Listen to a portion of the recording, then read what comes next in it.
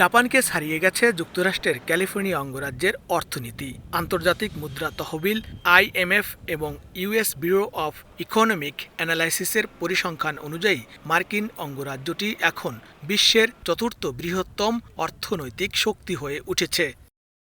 নতুন প্রকাশিত পরিসংখ্যানে ক্যালিফোর্নিয়া এখন কেবল যুক্তরাষ্ট্র, চীন ও জার্মানির পেছনে রয়েছে। আইএমএফের তথ্য বলছে যুক্তরাষ্ট্রের জিডিপি বর্তমানে $29.18 ট্রিলিয়ন, চীনের $18.74 ট্রিলিয়ন এবং জার্মানির $4.65 ট্রিলিয়ন।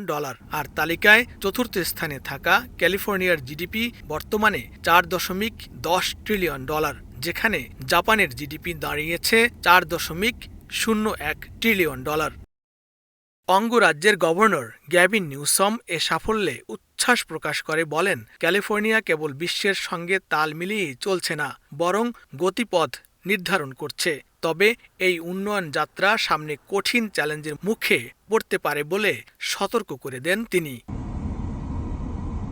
যুক্তরাষ্ট্রের শিল্প ও কৃষি খাতে ক্যালিফোর্নিয়ার বড় অবদান রয়েছে। দেশটির দুই বৃহত্তম সমুদ্রবন্দরও সেখানেই অবস্থিত।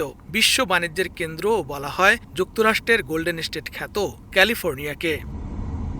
লস্কর আল মামুন, সময় সংবাদ, ক্যালিফোর্নিয়া, যুক্তরাষ্ট্র।